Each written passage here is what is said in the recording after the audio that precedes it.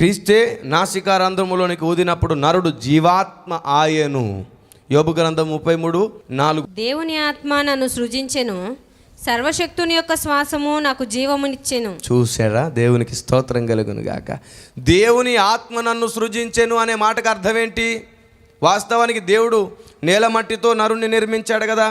మరి ఆత్మ నిర్మించాడంటే అర్థం ఏంటి అంటే ఆత్మలోని భాగములోని ప్రతి ఆర్గన్, ప్రతి నర్వస్ సిస్టమ్, మెదడు, వీటన్నిటికీ సంబంధించిన నిర్మాణం లోనికి వెళ్ళి చేసింది. అందుకే నాసికారంధ్రములోనికి ఊదినప్పుడు నరుడు జీవాత్మ ఆయను, జీవించగలిగేవాడయ్యాడు. లోన ఆత్మకార్యం జరిగింది, పైన దైవ కార్యము జరిగింది.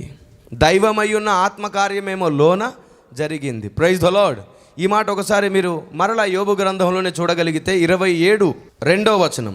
నా ఊపిరి ఇంకను నాలో పూర్ణముగా ఉండుటను బట్టియు, దేవుని ఆత్మ నా నాసికారంధ్రములలో ఉండుటను బట్టియు. దేవునికి స్తోత్రం కలుగును గాక.